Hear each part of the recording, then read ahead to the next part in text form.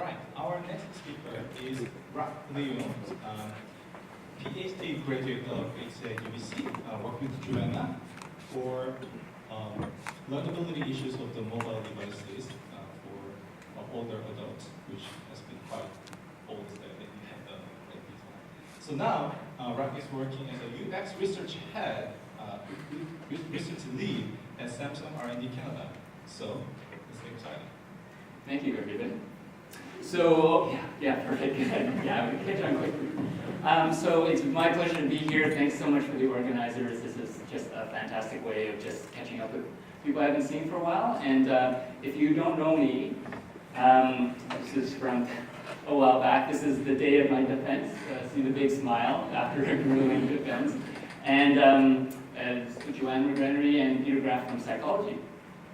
And so,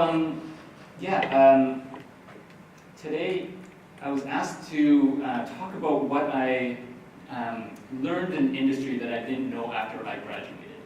And I want to talk about my path towards becoming a UX researcher. And I hope that this talk will be especially interesting for students who are thinking about this path and faculty that are supporting the students in that way. But for other people, maybe it might provide a bit of insight to a role that is becoming more and more common, both in tech, but also in government and nonprofits.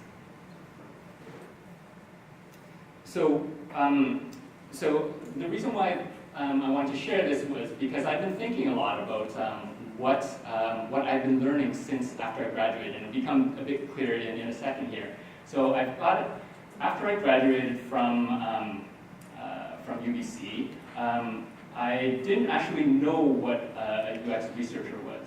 I got I knew a little bit about it, and I had a taste of it working at SAP. I started there with another role that transitioned to the UX team, and worked there for a year, and it was great. It was very interesting work.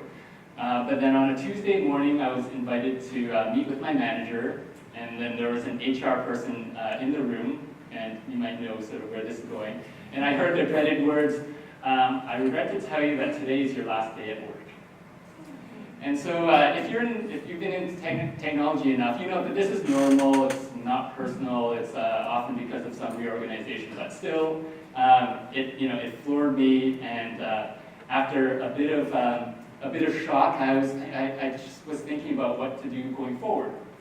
So I bring all this up to say that I had been thinking a lot about, well, I knew I really wanted to do more UX research, but how would I compete, when I'm interviewing, with other people? What could I draw from my graduate training, and what did I still need to learn? So Judd Anton, who's the director of research at Airbnb, he says that a research team needs to be two things. One is a center of excellence, and the other one is to be perfectly positioned. And so I take that to mean that you have to do really good research work, but secondly, you have to just be in the right spot in order to make a difference. And as he puts it, just to be that constant voice of the user throughout the design process.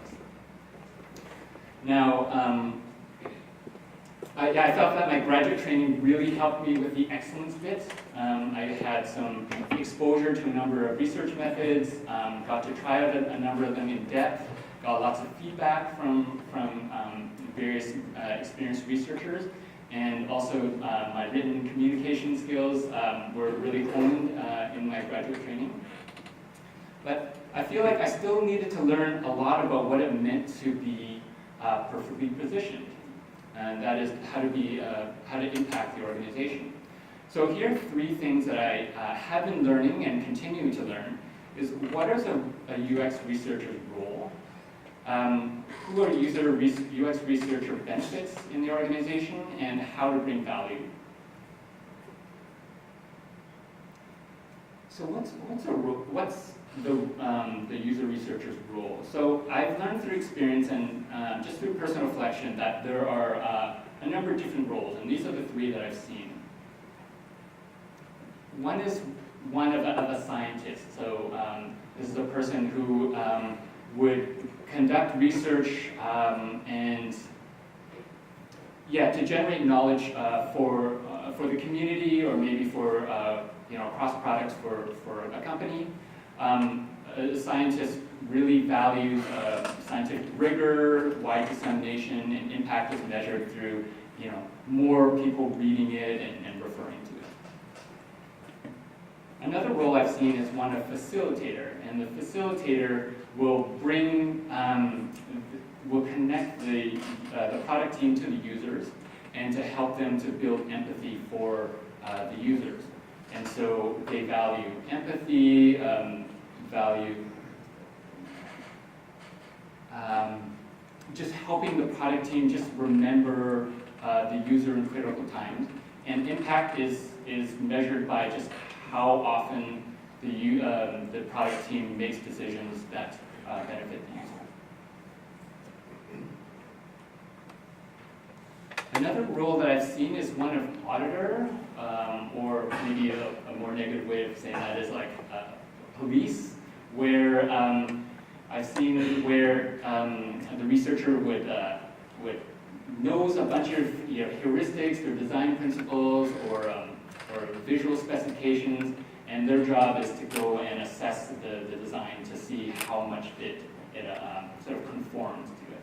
So things that this auditor would value is compliance, standardization, and making sure that things sort of are harmonious and fit together.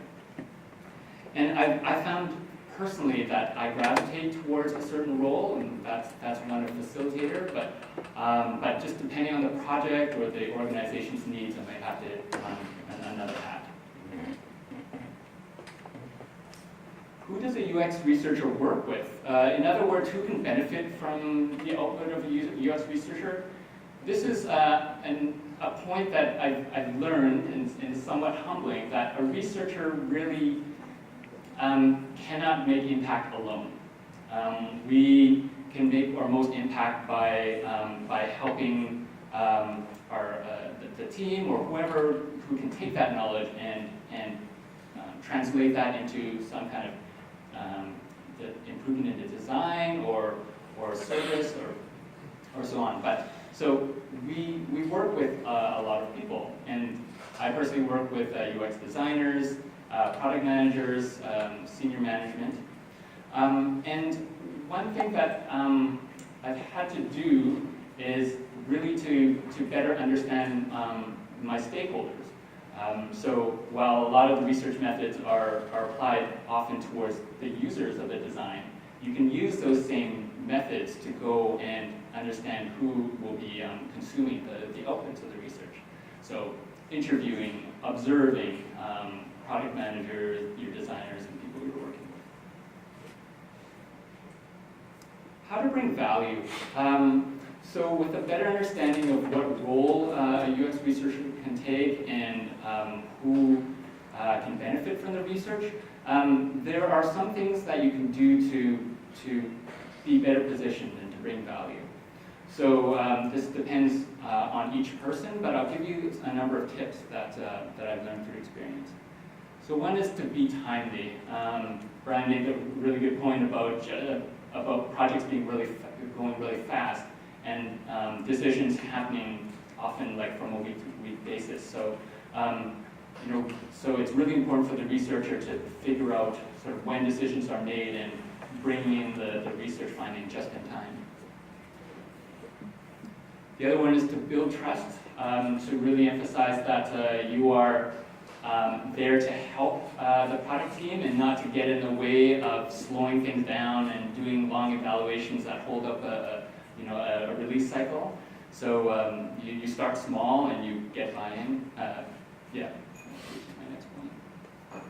Get buy-in by just a really important point is just to the power of showing your stakeholders how users interact with things as opposed to just tell them. And the last thing is make insights consumable. Things like executive summaries and a certain level of visual polish go a long way in terms of making your insights consumable. So if you're a student and you're interested in UX research, what can you do? So after leaving SAP, there was a few things that I did. I talked to as many UX researchers as possible, took some work, even volunteered with a friend's website, and did some research there just to get some experience. And I felt that even a few months of that, when I was interviewing for my job at SAP, at Samsung, that I was a lot more prepared. I better understood where I can contribute, and right now I've been there for 2 years, and I'm really enjoying the work and the people there.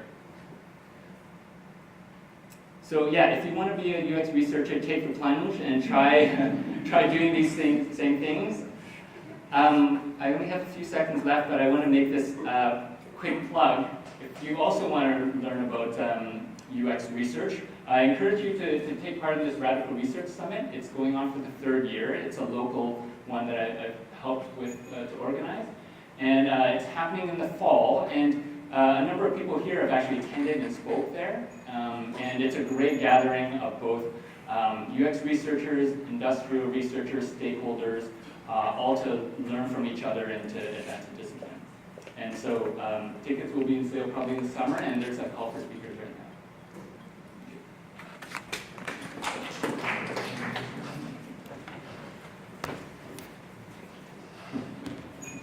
Thank you for the great talk. Right.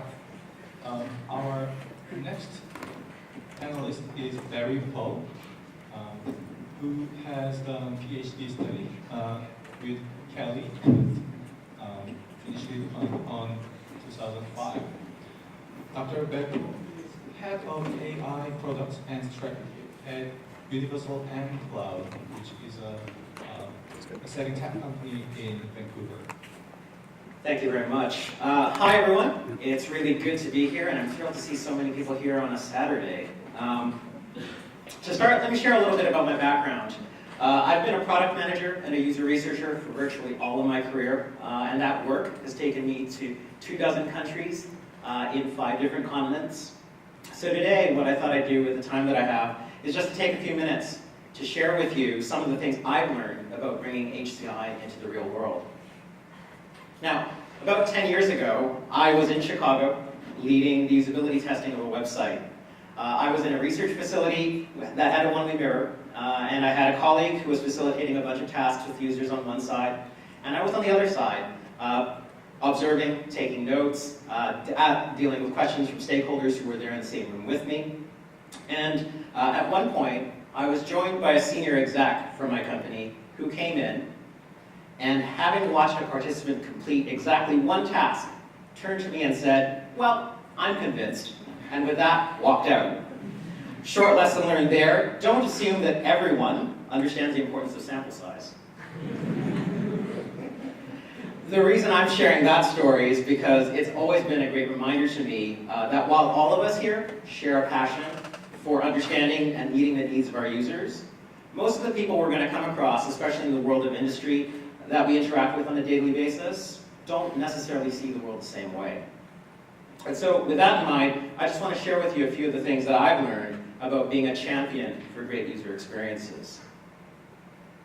Number 1, focusing on the outcomes rather than the outputs. Sometimes it's really easy to fall into the trap of pouring our hearts and souls into the deliverables we create. And of course, anyone who's been a grad student knows that the last 6 months of your program are the best 2 years of your life. And the reality is that deliverables are so rarely consumed the way that we envision them to be. So one thing I want to suggest is that a better way to connect with others is to focus on what's important to them, rather than on the documentation, the quality of the documentation that you're creating. We have limited energy, so being really clear about how what you do is going to have an impact, and staying focused on that will let you connect with your audience in a better way. Number 2, rallying people to your cause by finding ways to help them. And by help, I mean even helping them out in ways that may not necessarily line up with your role as a UX researcher or a UX designer, or even anything to do with kind of your primary role in the organization. For a number of years, I had the privilege of being mentored by a UK Royal Marine who spent a number of years fighting drug cartels in South America. And in learning about some of the challenges I faced in bringing UX into my organization, he remarked that it wasn't really productive to try and take on a pitched battle, to take on open warfare, to win people over, to do UX the right way, top down. He said to me that you're always going to be outnumbered. Instead, you have to learn to fight a little bit more like you're a guerrilla. Build a cause that other people believe in, and get other people to join your cause. So how do we get people to rally around our cause? By showing them that you're there to help them. And so it's through building that connection with people, to connect what you do with things that they care about, that you're going to get their support. And that leads right into number 3, picking your battles. My last point is all about thinking about user experience design as an exercise in negotiation. It's really easy to think about designing systems for people as an optimization problem. If we understand our users, then there's an optimal way that we can deliver a great experience to them. And in fact, like so many other parts of the world, city planning might be a really good example. That's very rarely the case. Turns out that design is much more of an exercise in balancing agendas, constraints, and so it's always really important to know what's really important. Save your energy for that stuff, and be sure that you're clear about the stuff that you're willing to trade off in return. Because spending your political capital or spending your influence on small things makes it just that much harder to win the battles that may matter most. So in short, know your audience in the same way that we would want to know your users, and look for ways to connect with them. And with that, I'm just going to wrap it up here, and I'm looking forward to the discussion with everyone.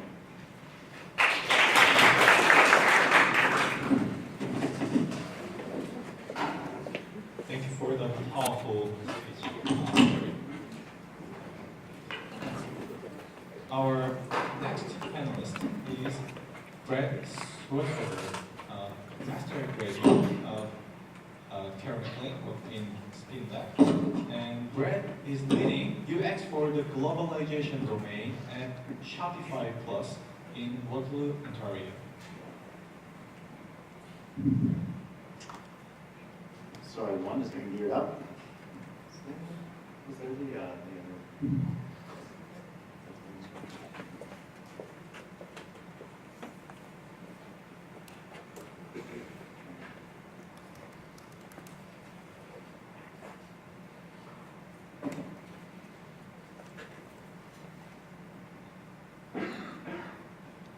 This is the problem with setup time. Sorry, when I need to be connected to the internet for this.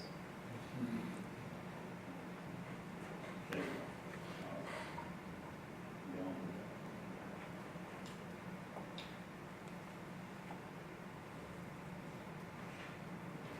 Great. Okay. Thanks, everyone. Sorry for that. So yeah, my name's Brad Swerdfeger. I'm going to talk a bit about very similar to what everyone else has been talking about, but a lot about how I stumbled into being successful in my career. The short answer is that it's 80% luck, 20% hard work, and the rest is made up by your own personal skill. But what I want to talk about is taking that 80% luck and turning those into opportunities, and how we can kind of educate people and learn in such a way that we will be able to capitalize on those opportunities when they come up. So yeah, I'm a UX lead at Shopify in Waterloo. So UX leads front-end development, research, design, and content development within the Shopify space, and there's also engineering and product management. So with that trifecta, these all different groups within Shopify. So I spent the last 10 years, before now, working in consulting with various multinationals and building platforms and solutions for them to kind of reach their customers. And I started as a developer and then turned into a designer. So I'll talk a bit about my story and wrap it up in a nice little bow, but I want to, pardon me for focusing on myself a bit while I kind of turn that into a lesson. But growing up, I was really inspired by this guy, William Gibson, who was a Vancouverite. I read a lot of books like Neuromancer and Count Zero and Mona Lisa Overdrive, and that inspired me. Oh, also Shining Melodic, which is a fantastic movie from 1995. It's not very good, but it's based on one of his short stories. But that inspired me to join the cognitive science program at Queen's University. I was, in the first year of that program. Matthew Bramer was out there in the second year. It was made by Brian Butler and Roger Browse, who was one of Alan Macker's students. And what they taught us was cognitive science, but what that really was an integrative discipline between psychology and linguistics, philosophy, artificial intelligence, and neuroscience. So it was about, there's a lot of work that goes on in those areas around what is cognition, and this was a science aimed at trying to integrate those into learnings about cognition overall.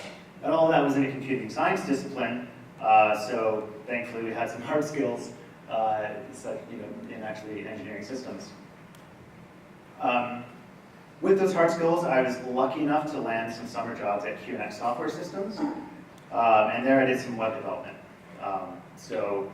Which is really shell scripting, HTML, infrastructure, DevOps, JavaScript, CSS, integrating all those things into a solution for a user. And then at UBC, I joined Karen's lab and worked in multimodal perception. So really the integration of different senses into understanding information. And then, graduating, I was lucky enough to have some hard skills in development. Had tea with the director of technology at Blast Radius. We nerded out about MATLAB, which was completely unrelated to anything that they were doing.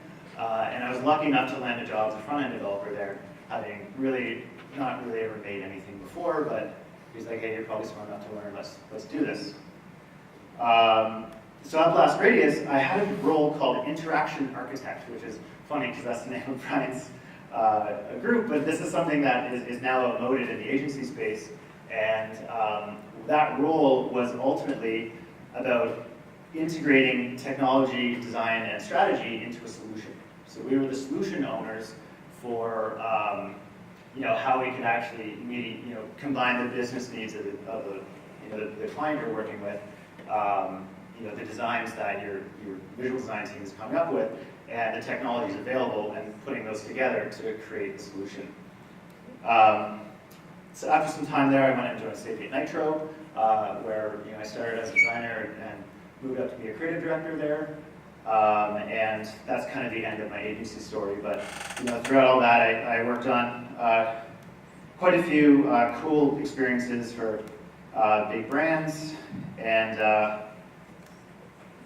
probably things that you might have used in the past as well. Even some real world experiences that were quite fun. But what that looked like for me were things like this. Right? It was all just abstraction. And throughout my career, I learned a bunch of other mental models around design systems, merchandising, pretty much everything that has to do with business. And after reflecting for this talk about what my career has kind of led up to is really just building this lattice work of mental models. And that comes from Charlie Munger's idea of elementary worldly wisdom. So he is the more academic half of Berkshire Hathaway, very inspiring figure. And his kind of recipe for success is having some marketable hard skills, and then this lattice work of mental models to apply to the decision making that you do. And I was really lucky that I had this hard skill that I built up at QNX, and then all of these mental models and exposure to different areas that I learned at UBC and Queens, where I was able to use that hard skill to get in, and then actually integrate a bunch of different ideas and integrate different disciplines to create reasonable engineering solutions. And there's one group of people that I consistently work with that are extremely successful, and this is probably most of the people I hire are from this program in Waterloo. It's called the Department of Systems Design Engineering. They have a button that says this. It says, "What systems anyway? Hashtag fuck it, we're employed." So the reason why this particular program is really successful is that they use this model to teach their students. So they use co-op, as they said, creating remarkable hard skills, and then they teach engineering, which is really through a systems design methodology that integrates engineering, the environment, economics, and politics in actually creating engineering solutions. So these are things that are not strictly engineering, but are ways to actually get your stuff done. So I want to sidetrack a bit on systems because this kind of thinking is really important. And there's really two ways that I look at thinking. There's linear thinking, which is A leads to B, which leads to C, cause leads to effect, and commerce is something like make stuff, sell stuff, get money, repeat. Systems are a little more complicated than that. There's, I'm going to try this in 5 minutes, but I could teach a whole course on this, but ultimately there's stocks, flows, and clouds, and then balancing loops and reinforcing loops. So an example of that is people on Earth. The left cloud is where bursts come from. I'm not going to get into that. But they result in people, which is a reinforcing loop, which means that it kind of grows exponentially. So more people means more babies.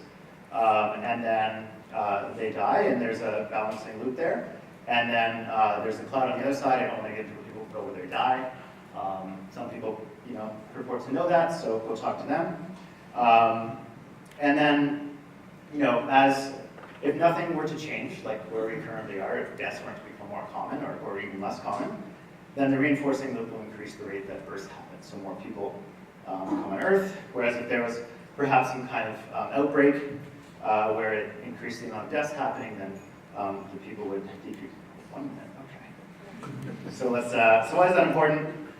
You can model lots of different systems. The world is loopy, it is not linear. So commerce can be modeled like this, where a blacksmith, before the Industrial Revolution, would create things and sell them and get capital that reinvest in resources. But since the industrial age, marketing has happened, and that's a reinforcing loop on awareness, and that's actually increases the rest of the system. So these feedback loops are really what drive innovation, and you can learn a lot more about this in this book called Thinking in Systems, which is an amazing book. This is life-changing, actually. So there's a lot of power in that. How can we do better? We want to do this with our students. So co-op is great, and then systems thinking is actually a formalized way to be an integrative thinker. And the integrative thinkers are the ones that are successful in design and product management in industry. They're the ones that actually are able to integrate different points of view and create solutions that work for people, and also are able to have influence on others by speaking the language of the different disciplines. So that integrative thinking is actually, I think, in my career, has been really the recipe for my own success, is being able to wear different hats and to integrate different solutions into a. So instead of teaching engineering, teach computing and teach systems thinking around that.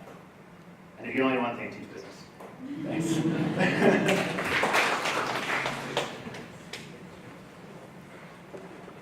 Thanks for the awesome talk, Brett. So now I'm gonna let our panelists speak about the discussion, then segue into the Q&A session.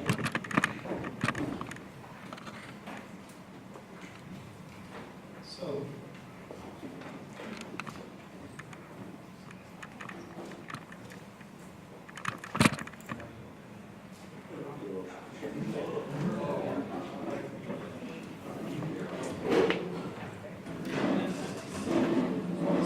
I can't help myself start by asking one question. So there's a general theme of how ACI education has shaped your career. And what I see as an issue these days in the modern HCI education, especially higher education, is the fragmentation of different curriculums. Because, as Brett said, there are so many different skills that students are learning. And anyone, of course, cannot teach everything, right? So do you see how different people with different educational backgrounds are fitting into the industry job, and then how those latest skill sets are being improved, or they're getting better toolkits for doing a UX job in the field as they're working, or do you see any issues, or is there any gap that higher education in ACI should bridge? Anybody? Yeah. I can start with that, maybe? I have a thing, so we're good. There's definitely a gap in students coming from universities. You know, when you have an entry-level position in a job, you're looking for some hard skills. And the people who are in vocational programs tend to get in there because they have really nice portfolios, they have work that they've done in industry, they have very good hard skills in actually doing design. But they, you know, why I talk about increative thinking and systems thinking is that they don't necessarily have that set of mental models that will make them successful in thinking strategically about problems. So that is what university students have, is they tend to have a very good set of mental models to do strategic thinking, and that's a really hard thing to start with. You know, you're not going to hire a product manager straight out of school, usually not.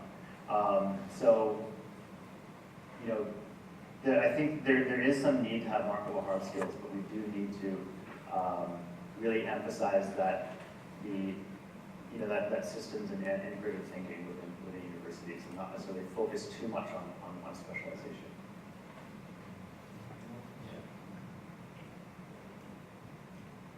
Well, one thing I might add on to that is that one thing that you can get from university education is being taught empathy. You know, not just empathy for your users, but empathy for your stakeholders and the people who ultimately have to make decisions and are accountable for the organizations that you're a part of. And so one thing that comes out of university education is not just the hard skills, I think you put it, but also those soft skills. We sometimes talk about soft skills in the context of can you be better communicators, can you be more effective communicators? And that's kind of what sits on the surface. But what underlies it is the ability to think critically about multiple points of view and to be able to figure out what is a solution that balances the needs and desires of all the stakeholders who are involved. Because there is no perfect solution. But in order to get to a place where you've got a solution that works, you've got to be in a position where you're able to take into account all of these different choices here.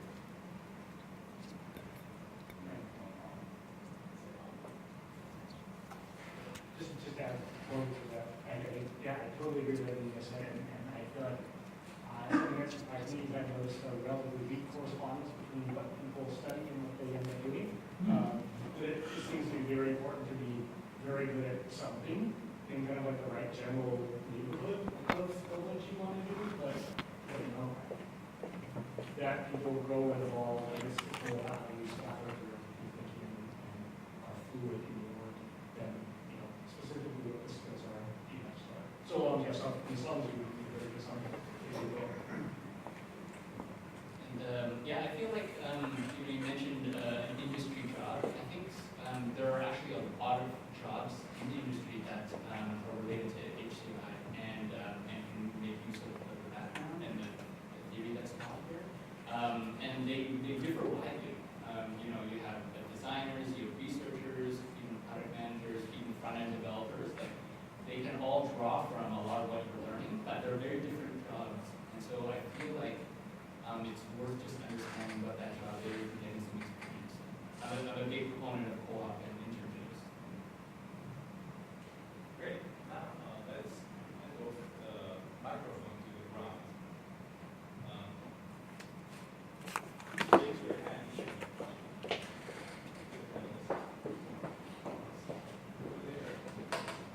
I don't need a mic, I feel like naturally very loud. So, my question for you guys is how often is UX seen as an accessory discipline to, say, engineering? So you'll get a lot of resources and time devoted to solving the engineering problem, and it'd be great if the UX could be done in an afternoon. So in your work, what strategies have you found most effective to increase the resources and send the message that UX is important and not just a side thing?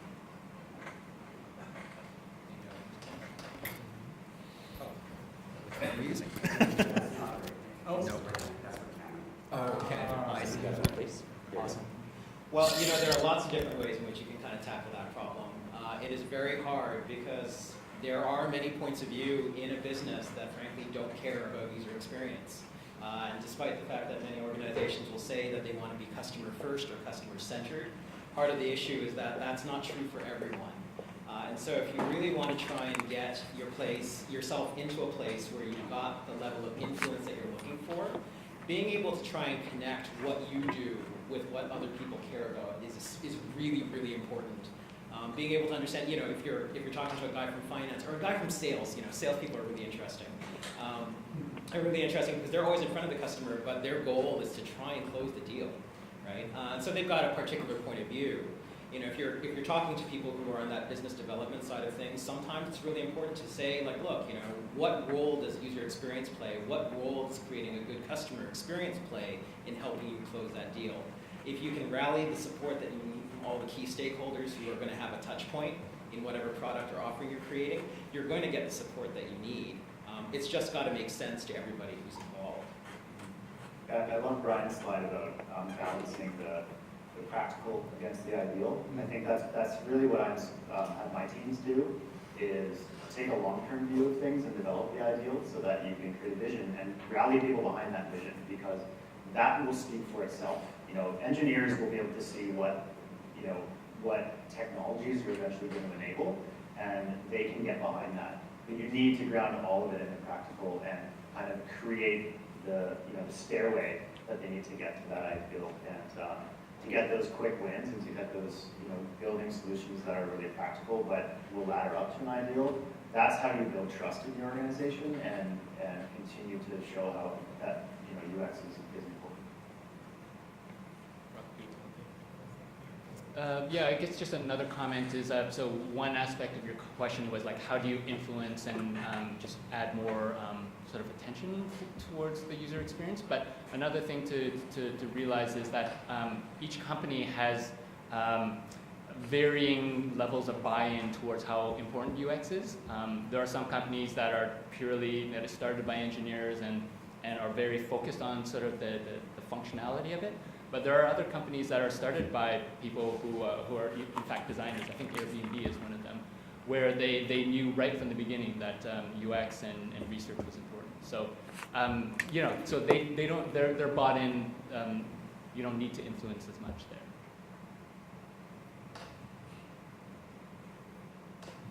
Yes.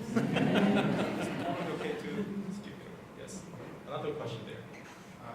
A little of a follow-up on this question, but more practical aspect of it. I think Brian mentioned there's a different time scales, right? And graduate research versus the industry. Which methodologies and research teams we found that survive with the leading pressure or the deadline by driving to do it on the deadline? Data collection.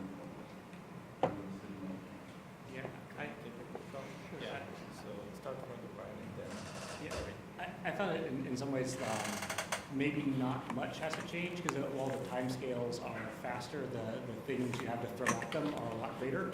So a lot of times you can do more or less the same work, you just do it a lot faster because you have the resources. But I also think a big part of it is knowing when you have to do the work and when you don't, when you have a sufficient kind of fundamentals, intuitive understanding that you have the credibility, you can make the call and just kind of go with it, and when you actually have to dig in and figure it out, because I think not everything has to be researched to death. Sometimes there are shortcuts that can be effective. Yeah, and I think the kind of research methods that you would put into place sometimes are determined by the makeup of the organization.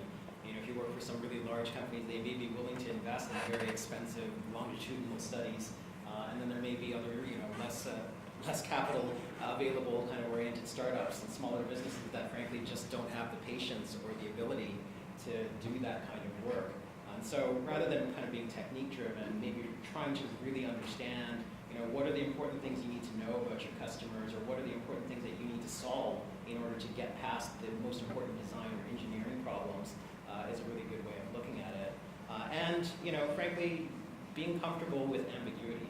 There's going to be a point at which you know enough about your customer, and the amount of information that you have is still going to be incomplete, but that's okay, because businesses constantly make decisions on the basis of incomplete information. And if you're in a place where you're able to collect just enough to be able to move things along, sometimes that progress is more valuable than waiting to get to a perfect result. I think delegation is your best friend as well. You may not have the time, but you have the people and the resources.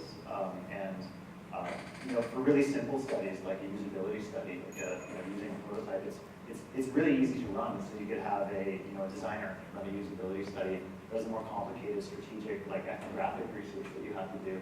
That's something where you definitely want to have a specialized person focus on that. So you kind of want to distribute your skills and facilitate as much as possible, or spread yourself as much as you can to get the most out of the team that you're working with. If Rob don't have anything to add up, then there's time for one more question, and then let's segue to the next session. So it's Ben. Thank you for 4 excellent presentations that really told your personal stories. Rob made a strong point twice about co-ops and internships. I wonder what other ways you'd like to see university education and research change so that the education and research is more vibrant, compelling, and life-changing. So I alluded to this in my talk. There's the 2 aspects of one is just doing good research, excellent research, and the other one being well positioned. And I think that universities do a really good job at having really good research. And so it's about how do you expose students to help them to make more impact on an organization. And a lot of that is spending time and getting experience with the teams that you want to serve, to impact, to influence. And so I feel like one of the things that DFP has been doing has been these industry-sponsored projects. And what's been interesting sort of on the recipient end as the industry member is one is the research has been quite good and interesting in defining the problem and the process for the students, but there also has been a lot of growing that I've seen in terms of presenting to us. I remember one of the presentations done to myself and my manager, and our feedback was on the quality of the work, but we also had quite a bit of feedback on how it was presented to us. And I think that those types of experiences can help students a lot.